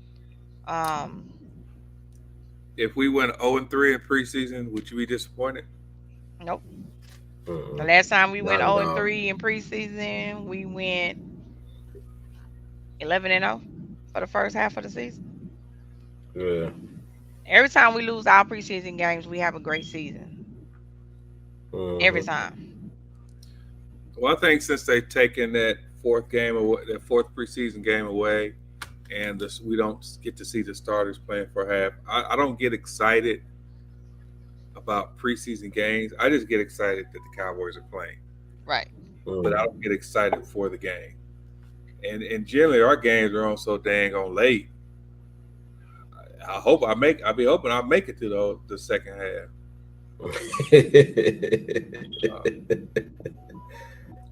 Good thing for NFL Network replay, Man. because, and I think we got a 10 o'clock game. I guess that's against the Seahawks, right? Yes. Well, 10 o'clock Yeah. Eastern Standard Time, so it's 9 o'clock. But for me, that's late. You know, It's old man time. old man hell, I'm enjoying talking to y'all, but I'm looking at the clock now. Shit, what time is it?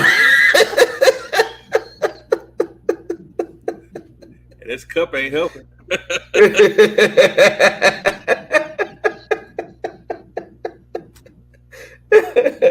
Natalie say she'll be she'll be recording it. That's Right. what's I'll up, be man. recording and watching while I'm working. I think all our games on the Saturday too, right? Yep. Yeah. Yeah, I know I'm gonna be out because I'm probably out kicking it this Saturday. So I'm gonna probably come on catch a replay on it myself. Yeah. Because I think always playing showing on CBS. I got you. But I want to see the kid from South Carolina, the receiver, because he been showing up in camp too. Who? 83, the receiver, 83 from South Carolina. I wanted to see Mozzie, but since he went through his little scare, I don't know if I want to see him. I think I want to put him on the shelf until game day. game day. Mhm. But I wanted to see him as well too, but after today, I was like, I doubt if we see him. Now this is gonna be also a good test for the guards. This is gonna determine definitely be a good test for the guards. if Jerry and them gonna be the one to fold and pay Zach Martin, because this game is gonna be the one to tell it. Well, if they play anything like they've been playing in camp, yeah, he might as well write the check. Right, well, let me sign. Give me the check and let me give it to him. Wait a minute, you gonna give him the whole check, Nikki? Yeah. Or you No, I'm gonna give him this whole check. Take this check and don't ask for no more. This it. In the words of Michael Jackson, this is it. Oh my goodness. Oh man, but it may be our pass rush too. We may just have a really nice front, and everybody may have a problem. Blocking us up front like that, which I think a lot of old lines will have a problem blocking us up front. That's what Stephen Gilmore said when he spoke today. He said that our pass rush is he said how fast they're able to get to the quarterback. He said the speed that we have now on this team, he was like, it's ridiculous. It's the speed. Speed kills. And I liked some of the things that I seen in watching some of the camp today. You could see where they have been mixing it up, with some of the play calling and stuff. So,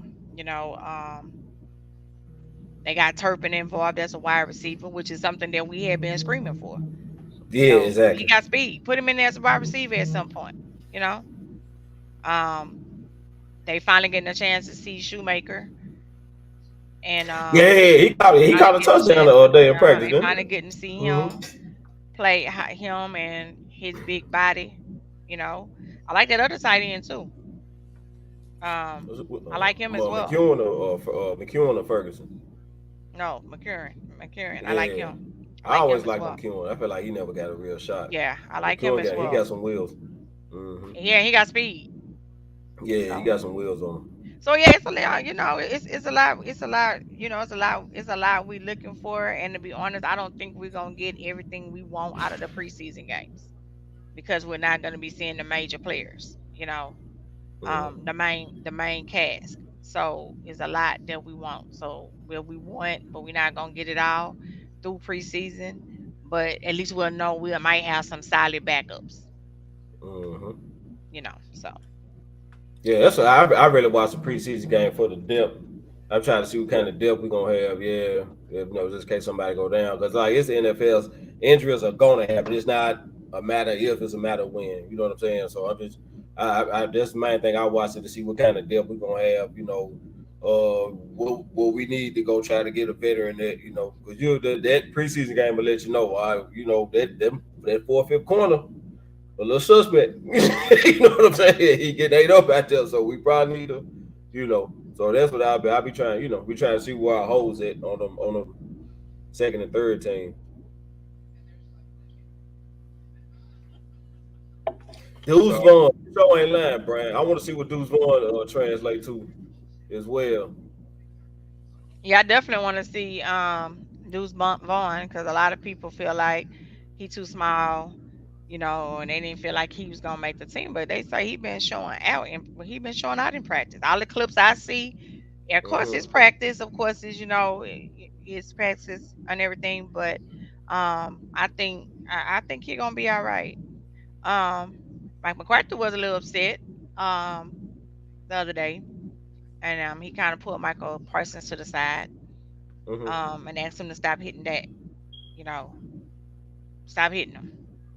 You got to stop hitting your quarterback in practice. Got You to. know, and no, He out of order. He got to get that under control. Like you can't take the franchise out, dude. Like if that go down, it's over. Like I understand Cooper did his thing when he came in, but if that go down, it's over. It's over. We ain't got a chance. Not according to some people, but I don't want to bring that up.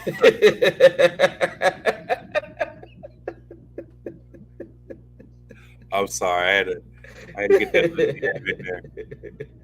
Yeah. So I understand what Michael trying to do though. He really pushing everybody this year, and I'm cool with it. And I think you gotta have reins on it though. You gotta kind of know when to scale back a little bit. Yeah.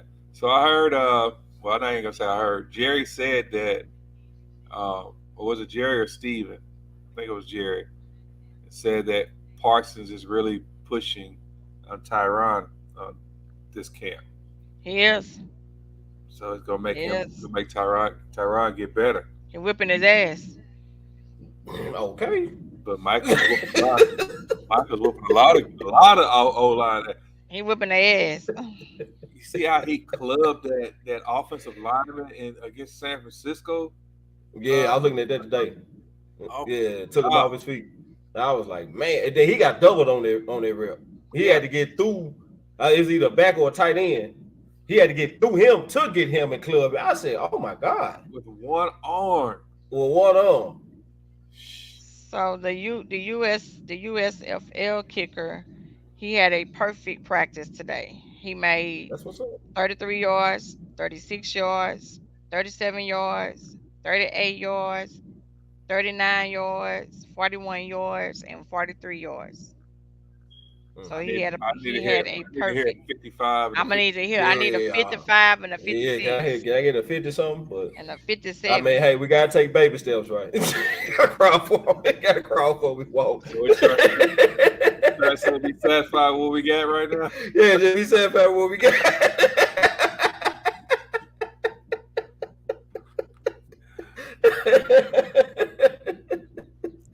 So I don't want to be like some fans and start talking down about our kicker. So go kicker. Rah kicker.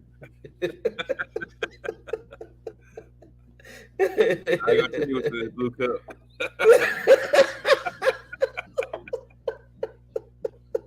Okay, so Brian Brothers just said that Brian Brothers just said there's no truth to. He said there's no truth that the team is planning on meeting with former Las Vegas Raiders defensive back Damon Arnett. Okay. That's what Brian Brothers just said. You said so. He said there's no truth to it. Like the kid made it up himself. So he said so unless the player line, but Brian Brothers said that there's no truth to it.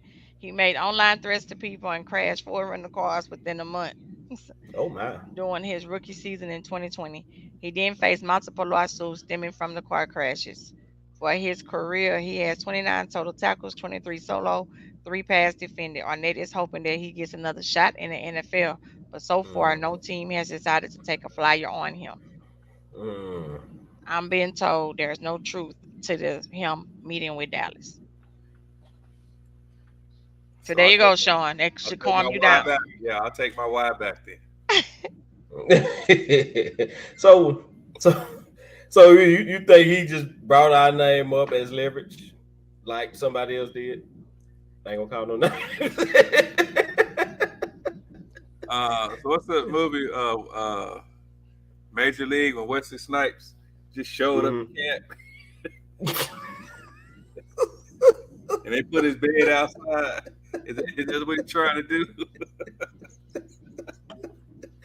He's just gonna show up to camp. He gonna get his own place. He can just roll up to camp. Yeah. Talk about where my number. My number 00. Oh man, I'm definitely looking forward to. I'm definitely looking forward to home. I mean, to the opening weekend. I think that's gonna be. That is the most exciting week of football. Mine is the start of college football because I love the first weekend of college football too. Yeah. But I can't wait for NFL football to start, and then high school football is a close third. Cause I just love football, I love it, and that's one reason why I don't mind talking about it, every week. But so if somebody put up a post that are too early predictions, I don't think I'm still ready to predict, anything about the season just yet. I'm not one of those fans who like to say, "Oh, we're going to go 13-4 and go to the NFC Championship game." I still think we'll make the playoffs. I still think we'll be a double-digit win team to make the playoffs. I'm Miss Playmaker. I'm planning on it. I'm planning on making a home opener. I told Nikki to have my pallet by the front door. As soon as you open the door, my pallet landed right there. I want and just give me directions to the bathroom and my pallet. That's all I need. Oh yeah, because you commented on my post and I said it ain't shit to do in my house but pay bills.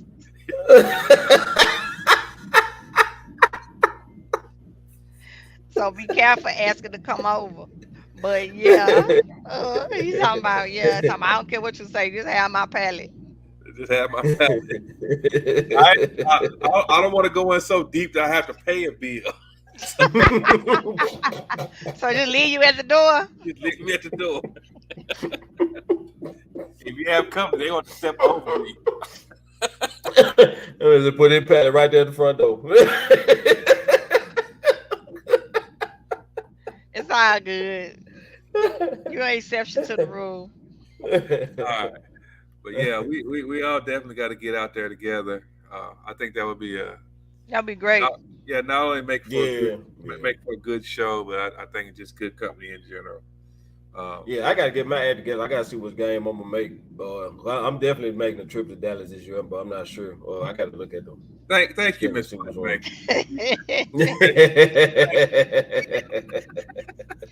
Don't believe Miss Playmaker. She'll Well, tell you that she'll tell you that shit that she ain't gonna even answer the phone. Nikki, Sean been calling me. You talk to him. Said, girl, let me tell him something real quick. So she tell her you play, man. That's what friends are for. What I was going to say, I forgot. Lord, y'all off me lost my train of thought.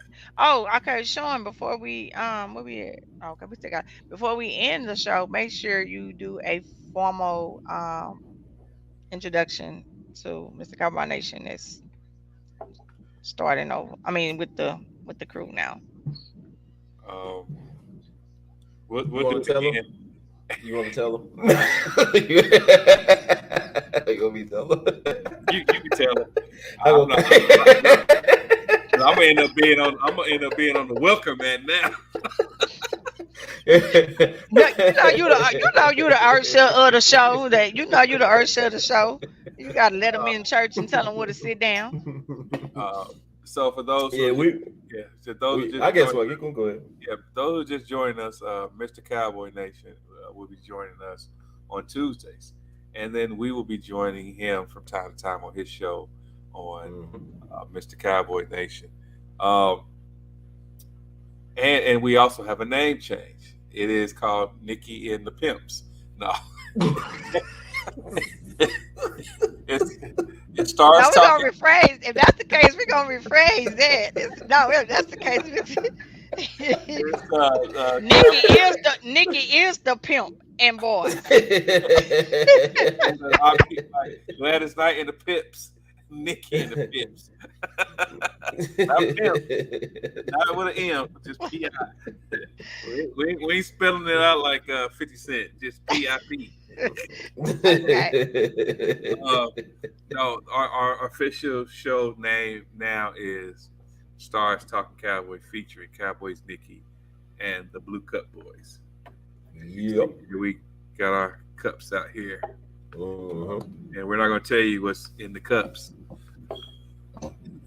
So, Cheryl said, "Oh wow, Nikki."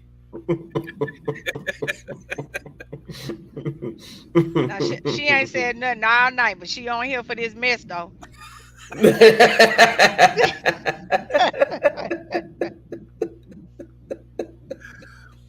But no, I love coming to Dallas. Before the pandemic, I was out there every year, a couple times a year. But what I really did, I really love going to the away games and seeing all the Cowboy fans take over a city. It's nothing like being a Cowboys fan, and I got to give credit to the Steelers, and I got to give credit to the Falcons. I'm sorry, I did not mean to say that. The Steelers and the Packers. I still don't think they top us, but I love to see a fan base go in and take over another stadium. I just hope we don't never have the 49ers ever come take over our stadium again, or the Packers come take over our stadium. Cowboy fans, we got to do better when we play those teams at home. We have got to do better and quit allowing those teams to come in and take over. We got to. Because I know the last time we played 49ers here, but if not the last time, because we actually showed up. But the time before that, we played them, I think that was the last time when Romo played them. They took over our stadium. They did. And I'm like, ain't no way we let that happen. But that's because Jerry opened up all the sales to them, But now he didn't kind of reel that back in, So yeah, we can go take over their stadium all day long, but they can't come in and do that. Yeah. So I will say this: next year we play the Falcons here. Yes, that's gonna be a good takeover game. I expect to see you guys in Atlanta. Yeah. I definitely. I got family in Atlanta, so I'll definitely be there for that. And I Kelly, got a cousin that's a Falcons fan. I can't wait till we stomp a hole in them. He ain't gonna hit the end of me. okay. Kelly, we're gonna make sure we take you to Magic City when you get here. So You know, she been waiting to go. I just tell y'all, just bring me some lemon pepper wings. That's all I need. Thank you, Roger. Roger said, awesome show. Appreciate that, Roger. thank you. Sure, I'll deal with you when I get off this phone, off this show. Oh, So what if, was, I know that nowadays that we literally, with the jersey sales, and I still got my Zeke on. Still got to represent Zeke. Um, if you had to Atlanta takeover, take me to Taboo too. Yeah, them are two spots too. Uh, Natalie said she's gonna try to make it. Oh, definitely. Uh, Natalie, you coming home? So yeah, we gotta have you there. If you had to spend money on one authentic Cowboys jersey, past or present player, who would it be?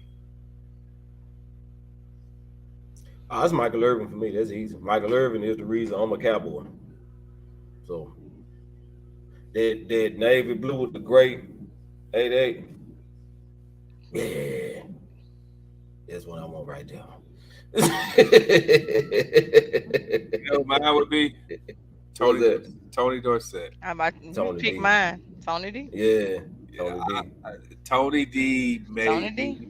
I like the Cowboys, Mm-hmm. but I fell in love with the Cowboys Tony D. with Tony D. Yeah. Yep. Tony D was my first Cowboy I love. Tanisha says Drew Pearson. The reason why The original 88. Yeah, the original 88. From '88. Yeah. we knew what you was going. This playmaker, you didn't even have to put that up there. Right. She ain't even have to tell us. We know where she going with. Oh, she agree with me then. Which one you want, playmaker? Which one your favorite? So I got an all white 88 jersey, Michael Irvin jersey with a silver 88 numbers on it. Yeah. Yep. Yeah. Matter of fact, I was just looking at it today. I'm gonna go pull it up and bring and show it to you real quick while you guys are still talking about those jerseys. I got you. Yeah, but I gotta get a TP though. I gotta get a Parson. Them the two I gotta get this year. Roger said he want the Aikman. I got an Aikman frame. I never would.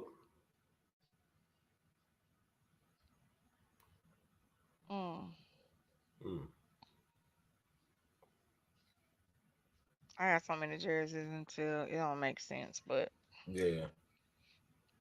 Oh. Yeah, I got a couple of them. But I want to get. I love color. I love the color rush jerseys now. Yeah. I love the color rush jerseys, so I definitely have to get a couple of more. Couple of more. I hate we don't wear those more. Yeah. The color rush jerseys. Yeah.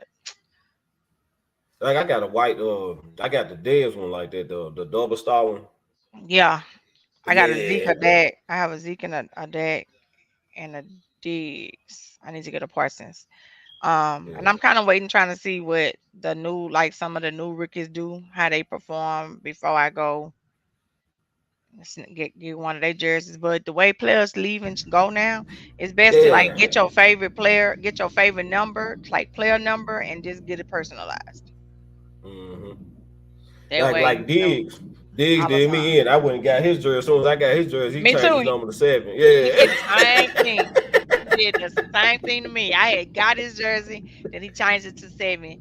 Gallimore did the same thing too. Yeah. Yeah. I like that. I like that. Yeah. No, this is Dez Bryant. That's the Bryant. I like that one though. Yeah. I got an Irvin too. I just gotta find it.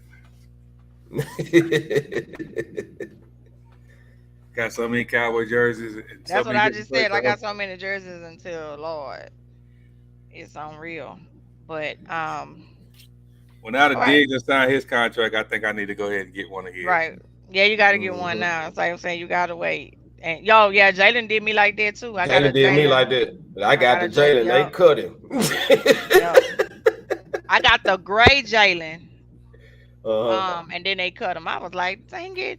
But they did let you, like, Fanatics and them, you were able to return the jersey and exchange it if you wanted to at that I ain't know time. that. Yeah, like if Yeah, you I ain't got know like that. if they changed their number, like Diggs, like Mm-hmm. you got the Diggs jersey and then he changed Mm-hmm. his number, you could return it Mm. and get the new one.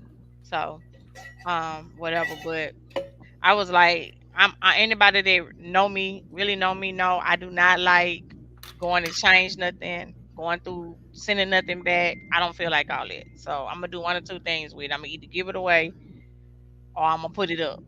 I'm not finna go through all that. I ain't got time for that. I don't like mailing stuff. I don't. Look how long it took me to get showing his hat.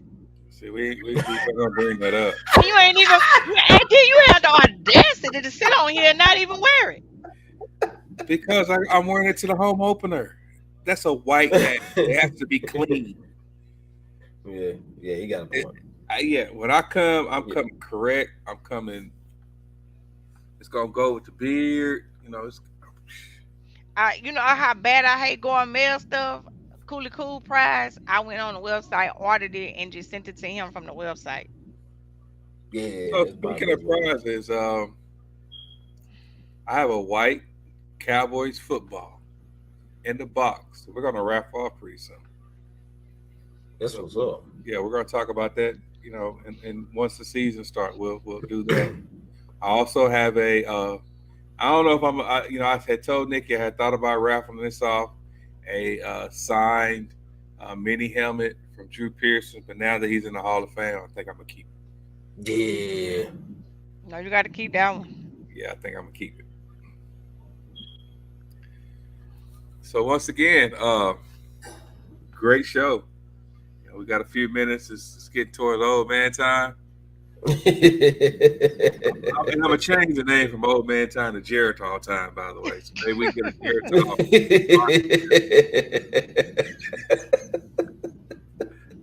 No, I got a. You know, I got it's high school football's coming up. You know, I got Mhm. 3 kickoff games next week. Um, so I got to start getting my rest, drinking my water. And, I got one of them is in the dome, one of them in the Falcons dome. So I got a busy week next week of high school football. Yeah. I know that high school football in Texas is different, man. I went down there. I went to a high school game one year. I was going to a Cowboys game. Like the couple that we went down there with, her son played DB for a high school, so we went to see him. Right, so the running back is like huge. Like this dude had ham hocks for legs. Like he was huge, right? And I'm like, who was that? So his little brother was sitting next to me. He said, "Oh, this so and so. Yeah, he squat 800 pounds." I'm like, "What? I'm doing in high school." Like he like, yeah. He was like, "Yeah, he squat 800 pounds. So and so, so and so." I said, "Y'all, y'all different down here." So then we ain't doing that back in Memphis. Like, ain't nobody squatting 800 pounds.